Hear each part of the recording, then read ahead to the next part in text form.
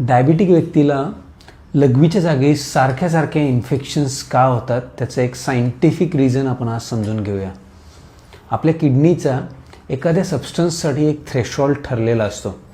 म्हणजेच ग्लुकोजसाठीचा जो थ्रेशोल्ड आहे आपल्या किडनीचा तो आहे 180 ते 200च्या आसपासचे शुगर लेवल. जर तुमच्या शुगर लेवल 180-200ला सततपणे क्रॉस करत असतील तर आपली किडनी त्या शुगरला आपल्या ब्लडमध्ये पुन्हा रिअब्सॉर्ब करू शकत नाही. त्याला ती आपल्या लघवी वाटे बाहेर काढावी लागते. आणि मग जर तुमच्या शुगर लेवल सारख्या वाढत चालल्या असतील तर तुमच्या लघवीमध्ये देखील सतत सारख्या शुगर पॉझिटिव्ह यायला लागतात. आणि लघवीमधून जर शुगर पॉझिटिव्ह यायला लागली तर तुमच्या लघवीच्या जागी तुम्हाला इन्फेक्शन्स व्हायला लागतात. मग ते फंगल इन्फेक्शन्स असू शकतात किंवा बॅक्टेरियल इन्फेक्शन्स व्हायला लागतात.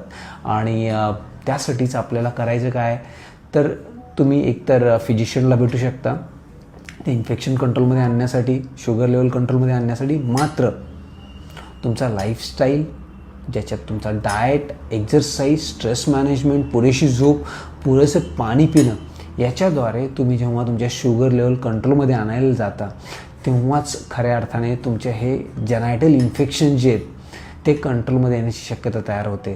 तुम्ही फक्त मेडिसिन्स घेऊन जर शुगर कंट्रोलमध्ये आणायचा प्रयत्न केलात तर मेडिसिननी तुमच्या शुगर तर कंट्रोलमध्ये तात्पुरते येतील, पण पुन्हा जाऊन ज्यावेळी त्या शुगर लेवल वाढलेले असेल पुढे जाऊन तेव्हा पुन्हा हे जेनायटल इन्फेक्शन्स तुम्हाला डेव्हलप होण्याची शक्यता असते. त्यामुळंच तुमच्या लाईफस्टाईलवरती काम करणं देखील तेवढंच महत्त्वाचं ठरतं.